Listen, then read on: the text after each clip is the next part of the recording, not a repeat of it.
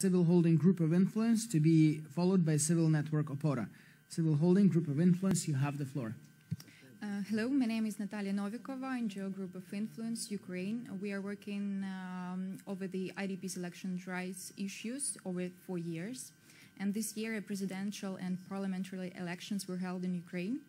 Unfortunately, more than 1 million Ukrainian citizens who are internally displaced persons were not able to participate in the elections because of the legislative gaps. In Ukraine, the electoral address is tied to the registration of the citizen's place of residence, which in turn often indicates ownership to the property at the address. Millions of Ukrainians, including IDPs, students, and labor migrants, do not live at their official registration address.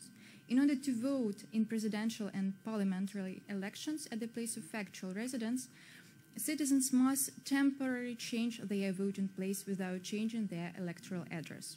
This procedure is not transferable. For each election, a new application is required, so citizens had to undergo this procedure twice within a few weeks in the case of a 2-round election, as it was, for example, in the last presidential election. Taking into account high concentration of IDPs and labor migrants in big cities, this procedure took hours or even days in queues. It is extremely difficult for residents of the temporarily occupied territories in Crimea and Donbass because it's impossible to apply online, or it has to be done only in place where a person wants to vote. So the number of changing the vote in place is quite low. It's only 1% at the president election and even less in the parliament election. And I would like to emphasize that it is the only way to participate in elections for IDPs.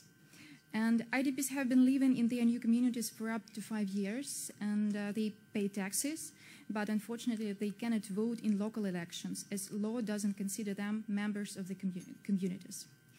Well, if the legislation is not changed within a few months, the next local elections, currently scheduled for October 2020, could again pass without participation of 1.2 million citizens who live in these communities.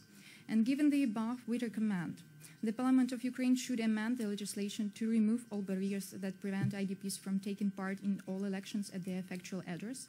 And IDPs and other mobile citizens should be able to register electoral address without changing residence registration address based on the procedure elaborated in draft law 6240. And we hope that electoral code vetoed by the president of Ukraine several days ago will include in new version mechanism protecting electoral rights of IDP, especially in advance of the next local elections. Thank you. Thank you.